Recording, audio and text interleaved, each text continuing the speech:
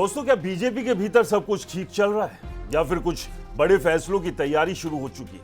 ये सवाल इसलिए उठ रहा है क्योंकि समाजवादी पार्टी के अध्यक्ष अखिलेश यादव ने दावा किया है कि बीजेपी के 3 मुख्यमंत्रियों की कुर्सी खतरे में है और उनका कहना है कि बीजेपी की राजनीति को समझना हो तो सिर्फ घटनाओं को नहीं बल्कि घटनाओं के पीछे के संकेतों को भी पढ़ना होगा। अखिलेश यादव का दावा है कि बीजेपी जब किसी नेता को हटाने या कमजोर करने की तरफ बढ़ती है तो उससे पहले उसके आसपास विवाद खड़े होने लगते हैं, खबरें आने लगती हैं, सवाल उठने लगते हैं और फिर धीरे धीरे राजनीतिक माहौल बदलना शुरू हो जाता है। यही वजह है कि इन दिनों मध्य प्रदेश के मुख्यमंत्री डॉक्टर मोहन यादव को लेकर उठ रहे सवालों को अखिलेश यादव सिर्फ जमीनी विवाद नहीं मानते बल्कि उसे एक बड़े राजनीतिक घटनाक्रम से जोड़कर देख रहे हैं।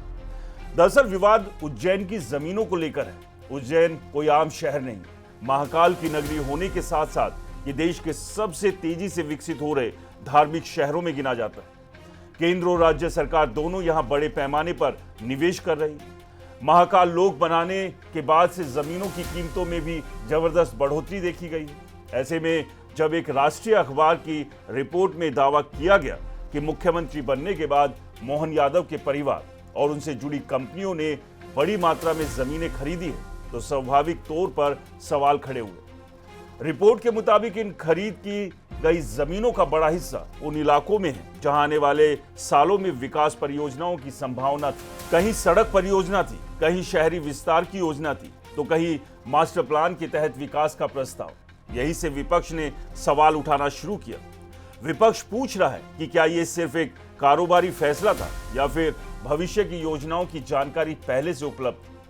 हालांकि कहानी का दूसरा पक्ष भी है। मोहन यादव का परिवार लंबे समय से रियल एस्टेट कारोबार से जुड़ा रहा है, इसलिए उनके समर्थकों का कहना है कि जमीन खरीदना कोई नई बात नहीं और सिर्फ जमीन खरीद लेने से किसी पर गलत काम का आरोप नहीं लगाया जा सकता। लेकिन आलोचकों का तर्क है कि सवाल जमीन खरीदने का नहीं बल्कि खरीद की गति और जगह का है। यानी मुख्यमंत्री बनने के बाद अचानक इतनी बड़ी संख्या में वही जमीनें क्यों खरीदी गई जिन इलाकों का महत्व बाद में सरकारी योजनाओं के बाद बढ़ने वाला है।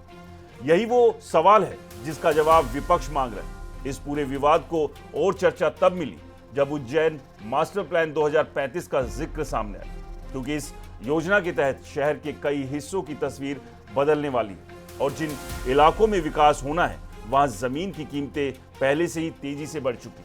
दिलचस्प बात यह है कि अखिलेश यादव इस मामले में सीधे मोहन यादव पर हमला करने से बचते दिखाई दिए, बल्कि वो कहते हैं कि बीजेपी की कार्यशैली को समझना ज्यादा जरूरी है। उनका संकेत यह है कि अगर किसी नेता के खिलाफ लगातार खबरें और विवाद सामने आने लगे तो उसके पीछे सिर्फ विपक्ष नहीं बल्कि कभी कभी पार्टी के अंदर की राजनीति भी काम कर रही होती। यही कारण है कि उनका दावा अब सिर्फ मध्य प्रदेश तक सीमित नहीं रह गया। उन्होंने ये कहकर राजनीतिक हलकों में नई चर्चा छेड़ दी कि बीजेपी के 3 मुख्यमंत्रियों को बदला जा सकता है। अब ये दावा कितना सही है इसका जवाब भविष्य देगा, लेकिन इतना जरूर है कि उज्जैन की जमीनों से शुरू हुई बहस अब सिर्फ जमीनों तक सीमित नहीं रह गई। ये बहस सत्ता प्रभाव, अंदरूनी राजनीति और उस सवाल तक पहुंच चुकी है जिसका जवाब हर कोई जानना चाहता है। क्या मोहन यादव सिर्फ विपक्ष के निशाने पर है या फिर बीजेपी के भीतर भी कुछ ऐसा चल रहा है जो अभी खुलकर सामने नहीं आया?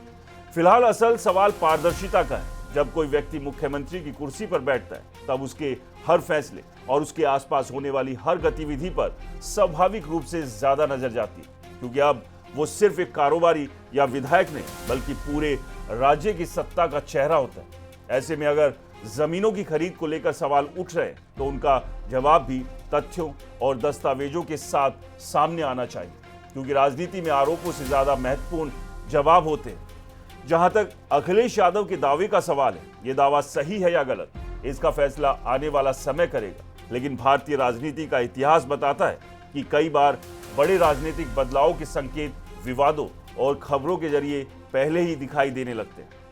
फिलहाल सच और राजनीति दोनों एक दूसरे के समांतर चल रही है। अब देखना यह होगा कि आने वाले दिनों में यह मामला सिर्फ एक राजनीतिक आरोप बनकर रह जाता है या फिर ऐसे सवाल सामने आते हैं जिनका जवाब मध्य प्रदेश ही नहीं बीजेपी नेतृत्व को भी देना पड़े।